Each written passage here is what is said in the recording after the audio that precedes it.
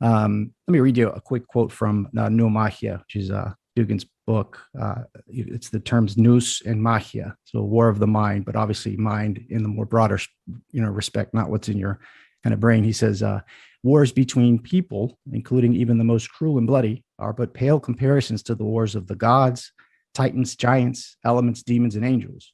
And these in turn are but figures illustrating even more formidable and profound wars unfolding in the mind, in the sphere of the nous, and its limits, in which the mind itself borders the zone of madness. Thus, everything is no magia.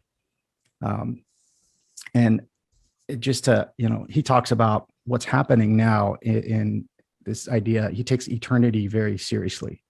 And looking at modernity seems like to be this new thing, but it's nothing new. It's actually something very ancient and old, almost pre-Indo-European.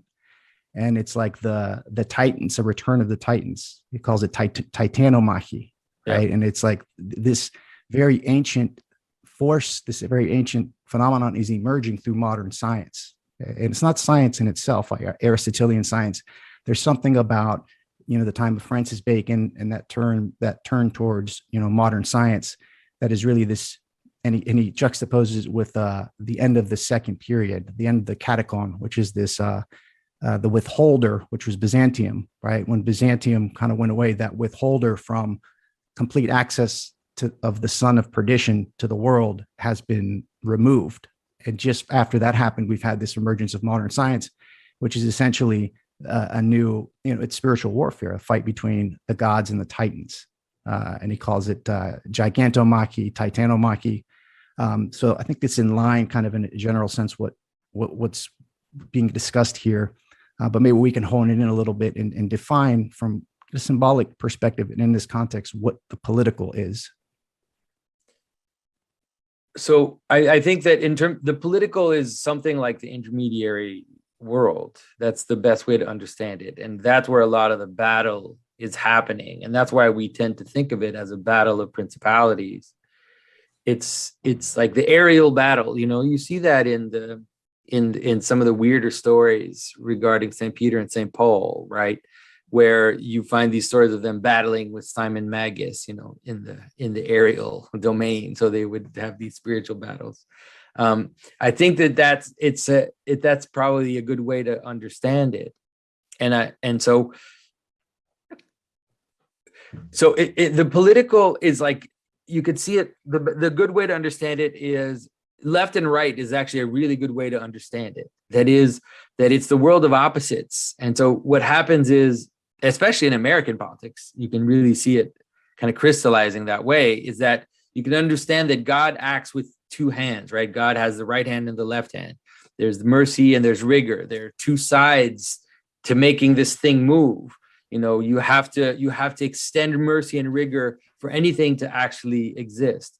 And so that's the place of the political in terms of social, where, if you're too strict, at some point you crystallize. If you're too flexible, at some point you decompose. And so there's this discussion, constant discussion, right, about the situation and how to adapt the bigger bodies, like these communal bodies, to what's happening and what's happening internally. And so it's always messy, it's always difficult, it's always a problem. But if we at least focus on something above it, then hopefully we're able to kind of navigate without excess. What is it? There's that one of my favorite quotes from Rumi, who says that, the way we do things is the hand must open and close subtly like the wings of a butterfly. But if you leave the hand completely closed, or if you leave the hand completely open, then you're paralyzed. And that's what we see in the political problem today, is that the left and the right, or the open and the closed, or whatever, the opposites, instead of being, the two sets of a motor that make the thing go, they've become like two polar opposites that can't talk to each other anymore. And so we have a kind of frozen situation. And that comes from not having anything above you. That's what it comes from, right? It's the knowledge of good and evil. It's the fall into opposites without a transcendent unity. So I think that's the way that I see it. And so I think that the danger the danger is taking up a position, like a radical position, because you see the chaos of the other side, or the solidity of the other side. That's one of the dangers. The dangers is not taking up a position, and then what happens is one side pushes the other, radicalizes itself. Like, one of the things we've been seeing is that, for example, like in American politics, everything's moving left. It's like this weird thing, right? This leftward lurch, where now someone who has like opinions that were considered absolutely, milquetoast, boring, normal opinions just 30, 40 years ago are now called far right or extreme right. And so that's also another problem. So it's like, if we do nothing, if we take a position, we risk we run the risk of falling into polar opposites. And if we don't, then we run the risk of being swallowed up by one side. And so it's very difficult in terms of, but I think that that's the way to understand the political. It's like this intermediary world where the motor's turning. So it needs the opposites. It needs opposition. It's just that you have to be careful not to let those opposites kind of crystallize into, yeah. Yeah, I like that. And that's another thing that kind of came up for me, is this intermediary space, right? And the term that was kind of floating around in my mind is, Heidegger, his term being, but in his more originary fundamental ontological sense of being, B-E-Y-N-G. So quickly, what happened at the beginning of philosophy, the pre-Socratics, was when this question of being dawned on humanity, on the pre-Socratic philosophers. And they started interacting. It was like a revelation, right? And the function and the understanding of being was quickly, this was the fundamental error, is said by Heidegger, that being as such quickly became the being of beings, as what is, being is just a category that all beings share.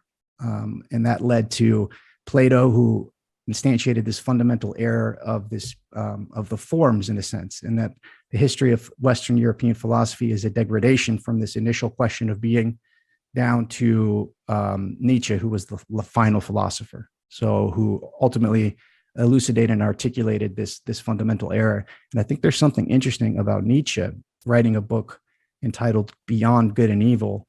It's like, in a Christian sense, like that was the point. Of course we want to go beyond good and evil, but we ate from the tree of the knowledge of good and evil.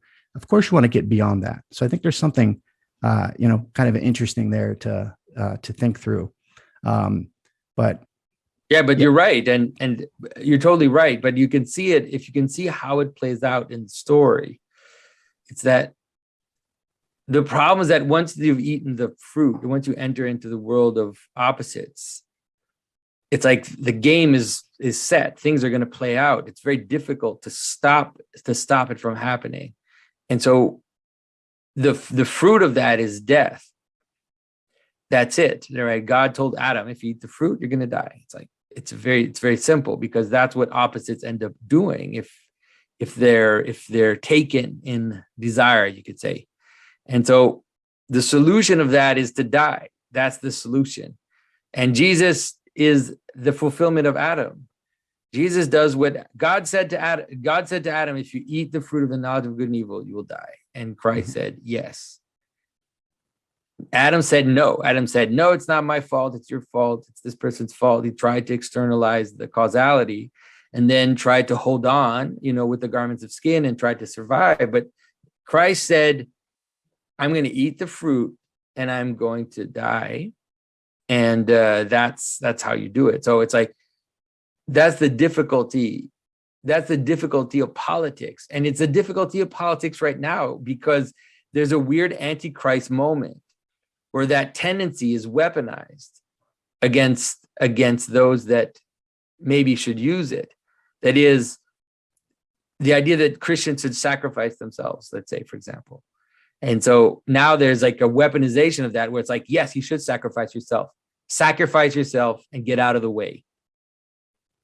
And we're going to take over. It's like, you're a Christian, now shut up and sacrifice yourself and get out of the way. And so it's like, oh boy, what's going on? It's hard to know how to act in that situation, because you realize that you realize that it really is like a devil's trick where, so I don't know. It's like, even myself, like, I'm not sure how to deal with that problem in terms of politics, which is one of the reasons why I don't talk about politics so much, is because I can see this weird Antichrist victim narrative and this weird Antichrist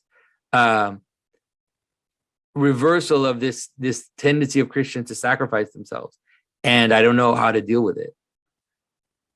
Yeah. And I think it's an important distinction between self-sacrifice and imposing self-sacrifice from without. Of course.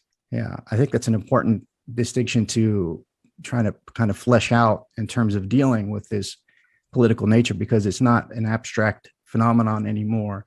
We see it in our families and our communities. We kind of see it across the board.